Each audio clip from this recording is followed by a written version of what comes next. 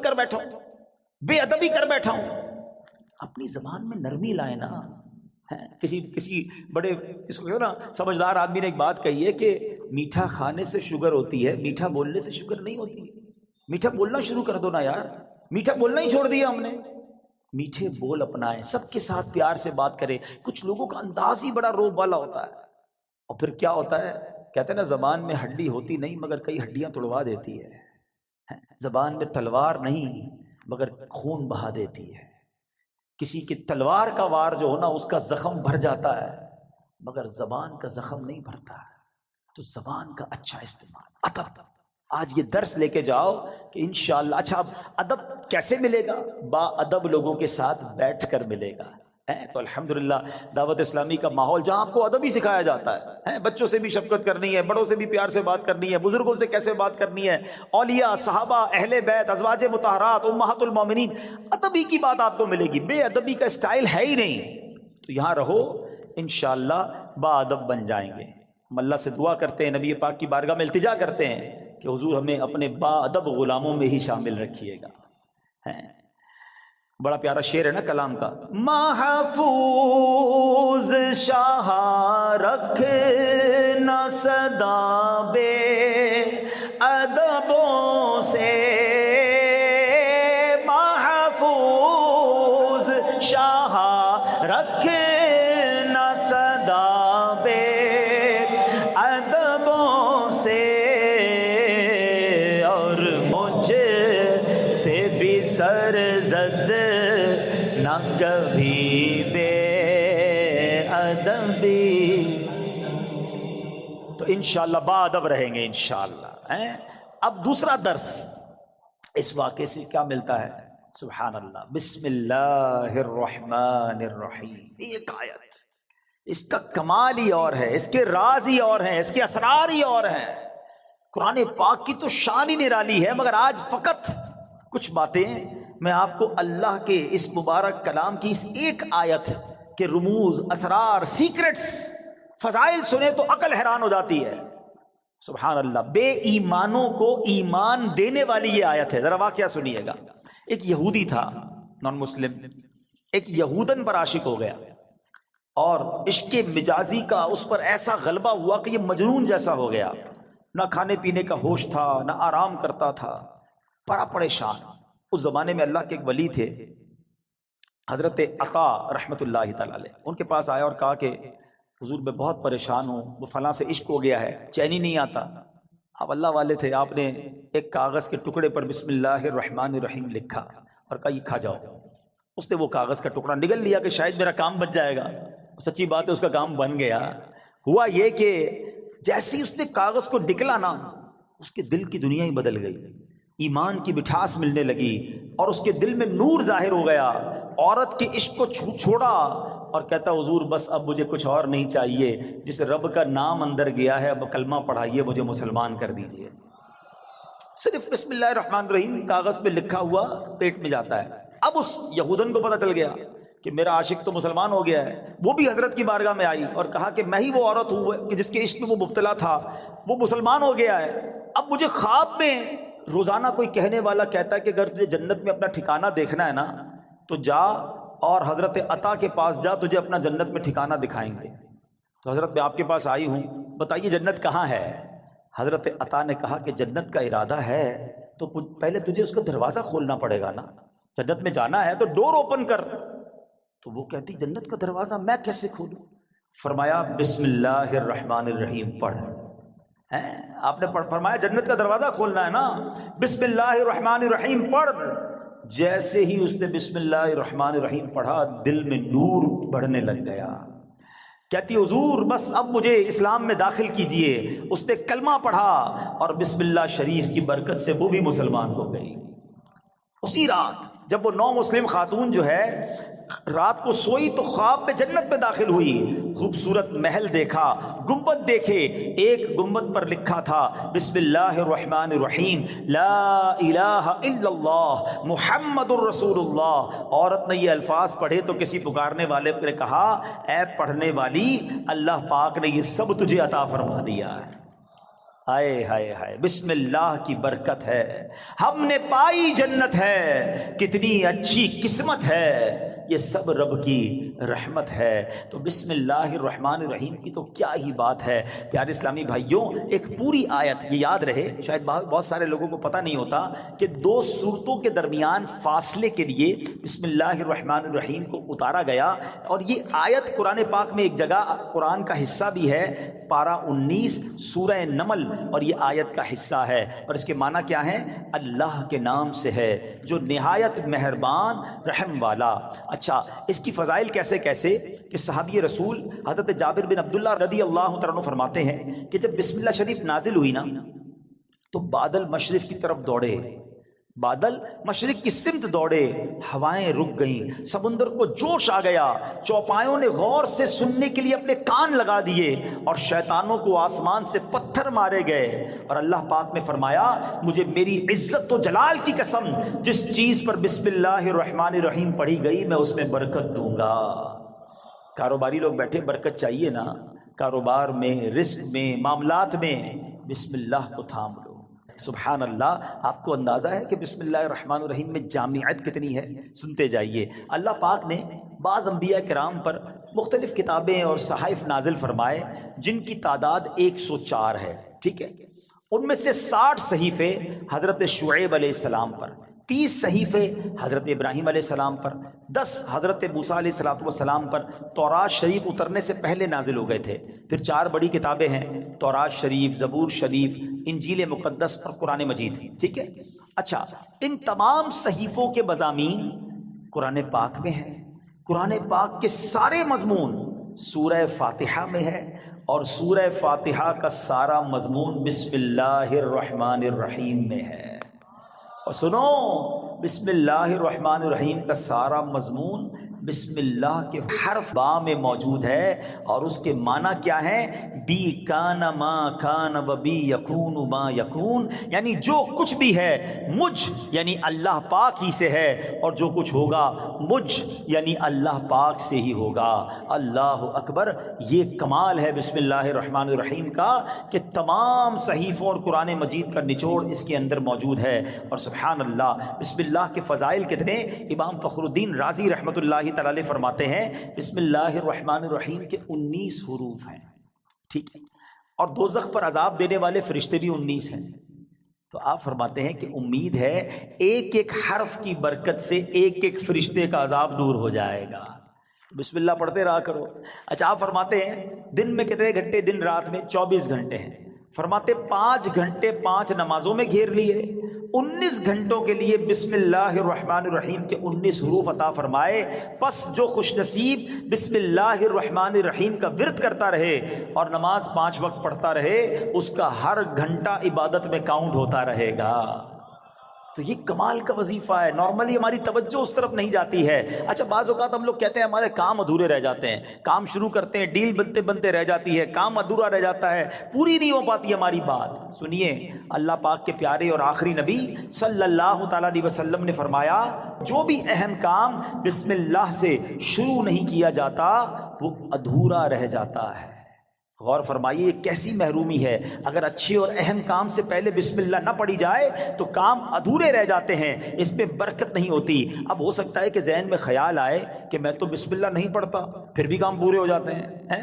تو اس کا جواب یہ ہے کہ کام کا بظاہر پورا ہو جانا اور بات ہے، اور اس میں برکت کا نہ ہونا اور۔ مثلا کسی نے بغیر بسم اللہ کے کھانا کھایا، کھانا پیٹ میں بھی گیا، پیٹ بھر بھی گیا، لیکن اب اس میں برکت اسے حاصل نہیں ہوگی، کھانا پوری طرح ہضم نہیں ہوتا، یا بعض اوقات جزو بدن نہیں بنتا، بہت ساری جناب اس میں پرابلم رہتی ہیں۔ تو بہرحال ہمیں جو ہے بسم اللہ شریف کا ورد کرنا چاہیے، اور ایسے ایسے واقعات اس کے فضائل میں کتابوں میں لکھے۔ امیر اہل سنت نے اپنی شورۂ آفاق کتاب فیضان سنت میں ایک کمال کا واقعہ لکھا کہ ایک مبلغ جو ہے، ایک داعی جو ہے، بسم اللہ کے فضائل بیان کر رہے تھے، تو ایک غیر مسلم عورت بھی بیٹھی تھی۔ لڑکی نے سنا کہ بسم اللہ کی اتنی فضیلت ہے، تو اب اس نے جناب اسلام قبول کر لیا۔ اب اس کی زبان پر ہر وقت بسم اللہ رہتا تھا۔ تو اب جو اس کا والد تھا نا، غیر مسلم تھا، وہ بڑا غصے میں آیا، طرح طرح کی تکلیفیں دینے لگا کہ کسی طرح اپنی بیٹی کو جو ہے وہ تکلیف دے کر اسلام سے پھیر لے، اور اگر نہیں مانتی تو اب اس پر کوئی الزام لگائیں تاکہ یہ قتل کر دی جائے۔ تو لڑکی کا باپ جو بادشاہ کا وزیر تھا، ایک دن اس نے شاہی مہر والی انگوٹھی اپنی بیٹی کو رکھنے کے لیے دی. بیٹی نے انگوٹھی لی اور بسم اللہ الرحمن الرحیم کہہ کر انگوٹھی پہلے وصول کی، بسم اللہ الرحمن الرحیم پڑھ کر، اور اس کے بعد اس نے بسم اللہ الرحمن الرحیم پڑھ کر جیب میں ڈال دی. رات کو جب وہ سوئی تو والد نے انگوٹھی جیب سے نکالی اور دریا میں ڈال دی کہ اب صبح جب انگوٹھی نہیں ہوگی تو اس کو پکڑا دوں گا اور یہ ماری جائے گی. تو اب جیسے ہی وہ انگوٹھی دریا میں ڈالی، اللہ کا کرنا ایسا ہوا کسی مچھلی نے وہ انگوٹھی کو نگل لیا. صبح کو ایک شکاری نے جال ڈالا، اتفاق سے وہی مچھلی جال میں آ گئی. اس نے لا کر وہی مچھیرے نے اسی وزیر کو وہ مچھلی لا کے تحفے میں دی. وہ وزیر جو ہے اپنی بیٹی کو مچھلی دیتا ہے کہ بیٹی اس کو پکاؤ. تو بیٹی نے بسم اللہ الرحمن الرحیم پڑھ کر جو ہے وہ مچھلی کو کھولا، اس کو چاک کیا، اندر وہی انگوٹھی موجود تھی. پھر بسم اللہ پڑھی اور انگوٹھی اپنے پاس رکھ لی. والد صاحب نے ناشتے کے بعد کہا بیٹی وہ انگوٹھی کدھر ہے؟ بسم اللہ پڑھ کر وہ انگوٹھی واپس کر دی کہ یہ انگوٹھی واپس آ گئی. اللہ اکبر. اب باپ حیران کہ یہ کیسے ہوا؟ تو اس نے کہا میں نے تو کوئی بھی کام جو بھی کیا اللہ کے نام سے شروع کرتی گئی، رب نے مشکل سے نکال دیا. ہمارا پرابلم یہی ہے، ہم بہت ساری فضول باتیں کرتے ہیں، اللہ کا ذکر نہیں کرتے، اللہ کا نام نہیں لیتے. اپنے ہر جائز کام سے پہلے بس عادت بنا لو بسم اللہ الرحمن الرحیم، بسم اللہ الرحمن الرحیم. پھر آپ اس کی انشاءاللہ برکتیں دیکھیں گے. سبحان اللہ. یہ جو کھانا کھاتے ہیں نا، اس کے بارے میں آتا ہے کہ کھانے سے پہلے پیارے آقا علیہ السلام فرماتے ہیں کہ جس کھانے پر بسم اللہ نہ پڑھی جائے وہ کھانا شیطان کے لیے حلال ہو جاتا ہے. یعنی بسم اللہ نہ پڑھنے کی صورت میں شیطان اس کھانے میں شریک ہو جاتا ہے. ایک بار کیا ہوا کہ حضرت ابو ایوب انصاری فرماتے ہیں کہ ہم نبی پاک کے ساتھ حاضر تھے، کھانا پیش کیا گیا. ابتدا میں بڑی برکت ہو رہی تھی کھانے میں، اور تھوڑی دیر ہوئی تو بڑی بے برکتی شروع ہو گئی. تو ہم نے عرض کی یا رسول اللہ صلی اللہ تعالیٰ علیہ وسلم ایسا کیوں ہوا؟ تو نبی پاک علیہ السلام نے فرمایا ہم سب نے کھانا کھاتے وقت بسم اللہ پڑھی تھی، مگر ایک شخص تھوڑی دیر کے بعد آیا اور بغیر بسم اللہ پڑھے کھانے میں شامل ہو گیا، اس کے ساتھ شیطان نے بھی کھانا کھانا شروع کر دیا. تو کھانے کی بے برکتی بھی بغیر بسم اللہ کے ہوتی ہے. اچھا پھر بی بی عائشہ صدیقہ فرماتی ہیں کہ جب کوئی شخص کھانا کھائے تو اللہ پاک کا نام لے، یعنی بسم اللہ پڑھے، اور اگر نہیں پڑھ سکا، شروع میں پڑھنا بھول گیا، تو پھر یوں کہے بسم اللہ اولہ و آخرہ. تو انشاءاللہ اس کی برکت سے وہ جو بے برکتی والا معاملہ ہے وہ بھی دور ہو جائے گا. اچھا اب وہی والی بات کہ حفاظت کیسے ہوتی ہے بسم اللہ سے. ایک مرتبہ صحابی رسول حضرت خالد بن ولید رضی اللہ تعالیٰ کچھ مجوسی آئے آتش پرست، کہا ہمیں ایسی کوئی نشانی بتائیں، اگر آپ اسلام سچا مذہب ہے تو کوئی ایسی نشانی بتائیں کہ ہم اسلام کی حقانیت کو مان لیں. حضرت خالد بن ولید نے زہر قاتل منگوایا اور بسم اللہ الرحمن الرحیم پڑھ کر اسے پی لیا. بسم اللہ کی برکت سے آپ پر اس زہر نے اثر نہیں کیا. یہ منظر دیکھ کر وہ آگ کی پوجا کرنے والے پکار اٹھے کہ سبحان اللہ، دین اسلام حق ہے. اللہ اکبر. وہ یقین تھا نا، اللہ کے ولی صحابی رسول ہیں، بسم اللہ پڑھ کر زہر پی لیا کہ اللہ کے نام سے پی رہا ہوں تو رب حفاظت کرے گا. وہ توکل کا لیول تھا کہ زہر نے اثر نہیں کیا. تو اے میرے پیارے اسلامی بھائیو، یہ شان ہے بسم اللہ کی. اچھا صرف کھانے پینے سے پہلے نہیں، ہر کام سے پہلے بسم اللہ پڑھیں. اب آپ وضو کر رہے ہیں نا، دیکھیں کتنے ثواب ملٹی پلائی ہو جاتا ہے. حضرت ابو ہریرہ رضی اللہ تعالیٰ راوی ہیں، اور نبی پاک صلی اللہ تعالیٰ علیہ وسلم نے فرمایا اے ابو ہریرہ جب تم وضو کرو تو بسم اللہ والحمدللہ پڑھ لیا کرو. جب تک تمہارا وضو باقی رہے گا اس وقت تک فرشتے تمہارے نامہ اعمال میں نیکیاں لکھتے رہیں گے. ہم تو وضو کرتے نماز پڑھ لیتے، لیکن جتنی دیر وضو رہے گا پڑھنا کیا ہے؟ ذرا دوہرا بھی لے میرے ساتھ، بسم اللہ والحمدللہ، بسم اللہ والحمدللہ، بسم اللہ والحمدللہ.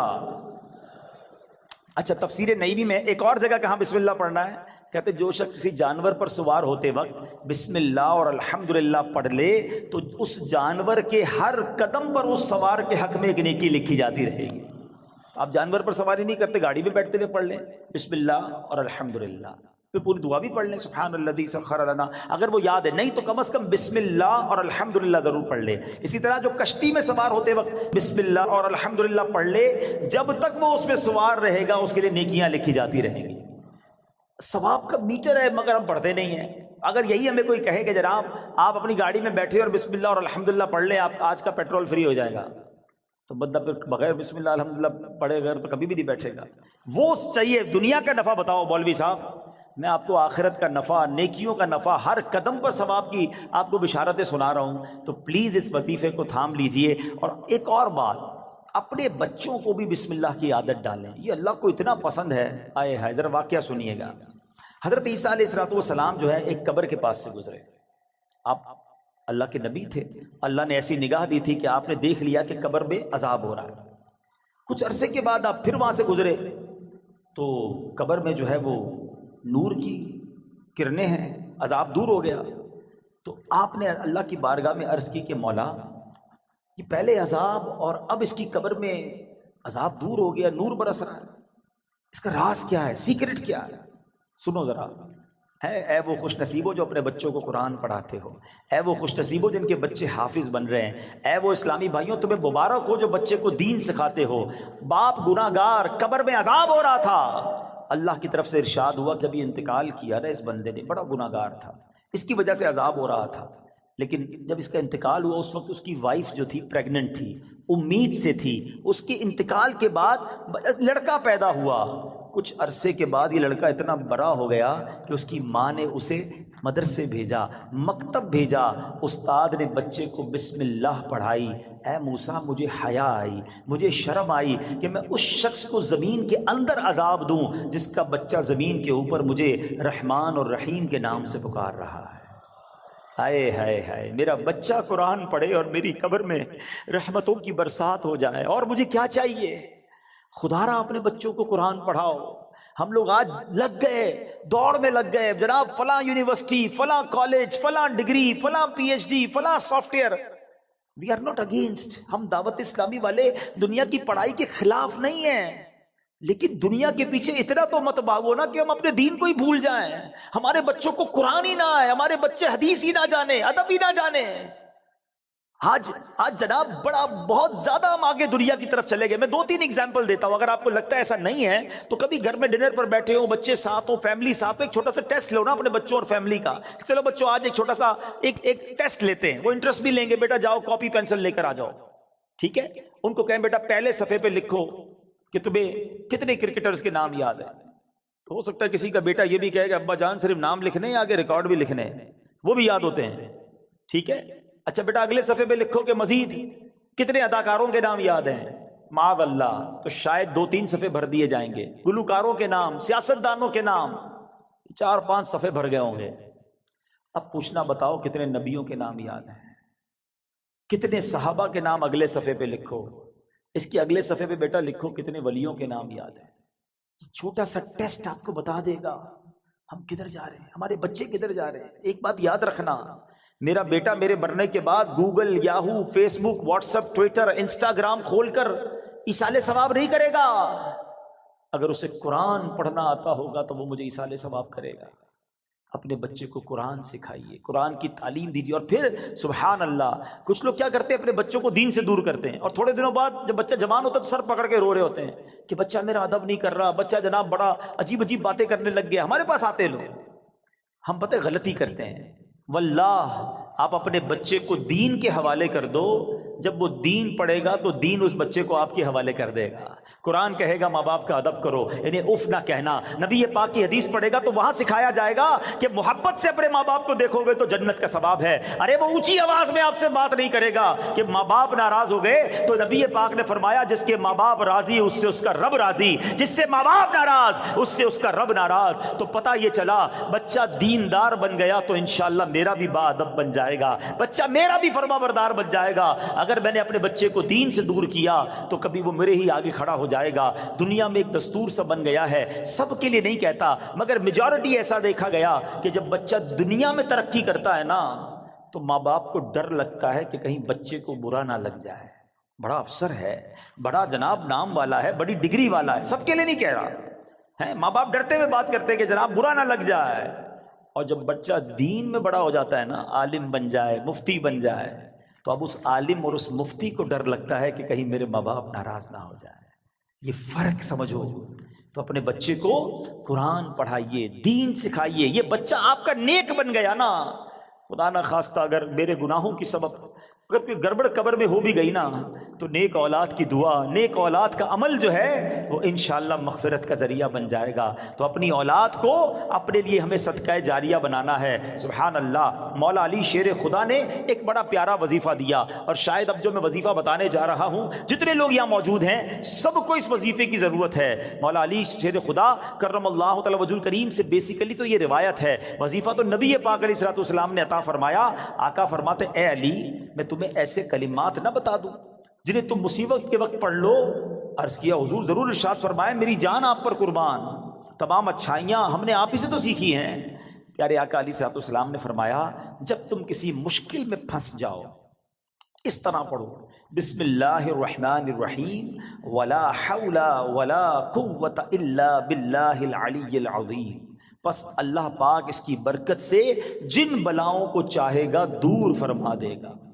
اچھا، اس وظیفے کو میں نے بھی کئی بار ٹرائی کیا ہے۔ میں نے الحمدللہ پہلے امیر اہل سنت کو دیکھا، مثال کے طور پہ آپ کہیں پھنس گئے، آپ کا ٹریفک میں گاڑی پھنس گئی ہے، گاڑی خراب ہو گئی ہے، فلائٹ کا ٹائم ہو گیا ہے، ٹرین کا ٹائم ہو گیا ہے، اور آپ کو لگتا ہے اب نہیں پہنچ سکیں گے، یا کسی بھی مشکل میں آپ پھنس گئے ہیں، آپ بسم اللہ الرحمن الرحیم ولا حول ولا قوت الا باللہ العلی العظیم، پھر آپ دیکھیں مشکلیں کیسے آسان ہوتی ہے۔ اب مثال کے طور پہ کوئی چیز گم ہو جائے، قرضہ آ جائے، کاروبار میں کوئی نقصان ہونے لگے، کوئی چیز میں گڑبڑ ہو جائے، کسی بھی پریشانی میں ہیں، آپ یہ وظیفہ یاد کر لو، ذرا مل کے دوہرا لو، بسم اللہ الرحمن الرحیم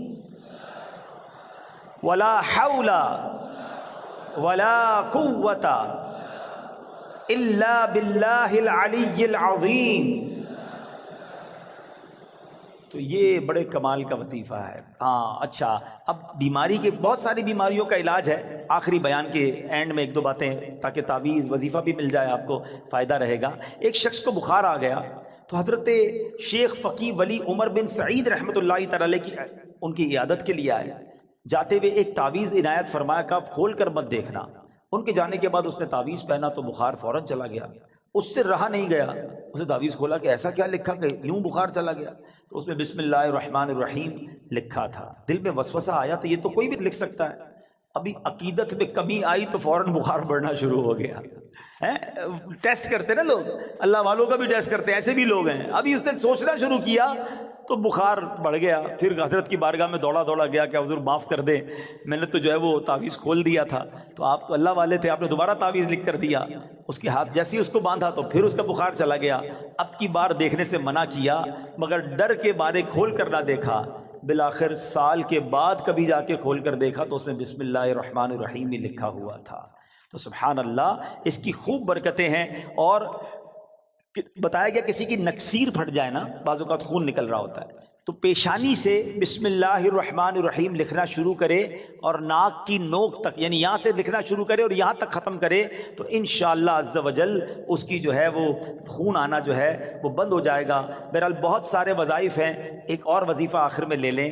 جو شخص، بہت سارے ایسے لوگ ہوں گے جو کاروباری مشکل کا، آج کل مہنگائی بھی بہت ہے، گزارا بھی نہیں ہو رہا، تو غور سے وظیفہ لے جائیں، کل سے کرنا شروع کر دیں کہ جو شخص طلوع آفتاب کے وقت سورج کی طرف رخ کر کے بسم اللہ الرحمن الرحیم 300 بار اور درود شریف 300 بار پڑھے، اللہ تعالیٰ اس کو ایسی جگہ سے رزق عطا فرمائے گا جہاں اس کا گمان بھی نہیں ہوگا، اور روزانہ پڑھنے سے انشاءاللہ عز و جل 1 سال کے اندر امیر و کبیر ہو جائے گا۔ وظیفہ پھر ریپیٹ کر دیتا ہوں، غور سے سن لیں۔ پہلے فجر کی نماز ادا کرنی ہے، اس کے بعد جب فجر کا وقت ختم ہونے لگے تو سورج طلوع ہوتا ہے، جو سورج طلوع ہونے کا وقت ہے اس وقت آپ نے سورج کی طرف رخ کر کے ہاتھ میں تسبیح لینی ہے، 300 بار بسم اللہ الرحمن الرحیم، 300 بار درود پاک انشاءاللہ پڑھیں، اور پھر دیکھیں انشاءاللہ اللہ پاک رزق میں کیسی برکت دیتا ہے۔ تو بہرحال آج کے اس مختصر سے بیان میں ہم نے 2 باتیں سیکھیں، با ادب رہنا ہے، با ادب لوگوں کی صحبت اپنانی ہے، اور اللہ کے نام کا ذکر کرتے رہنا ہے۔ بسم اللہ الرحمن الرحیم ہر کام، نیک اور جائز کام شروع کرنے سے پہلے پڑھنا ہے، پھر دیکھیں اس کی کیسی برکتیں ملتی ہیں۔ اب سوچو بسم اللہ الرحمن الرحیم میں اتنی برکت ہے تو پورے قرآن کا کیا عالم ہوگا۔ مبارک ہو انہیں جو قرآن پاک پڑھنے والے ہیں، پڑھانے والے ہیں۔ آپ کو ایک اور فضیلت سنا دوں جو مدرسۃ المدینہ بالغان والے ہیں، آئے ہائے، حضرت عثمان غنی رضی اللہ تعالیٰ عنہ، اور آپ فرماتے ہیں خیرکم من تعلم القرآن وعلمہ، تم میں بہترین وہ ہے جو قرآن سیکھے اور دوسروں کو سکھائے۔ اے پڑھانے والوں تمہیں بھی مبارک ہو، اور اے پڑھنے والوں تمہیں بھی مبارک ہو جو بہترین لوگوں میں سے ہیں۔ اللہ عمل کی توفیق عطا فرمائے۔ صلو علی الحبیب صلی اللہ تعالی علی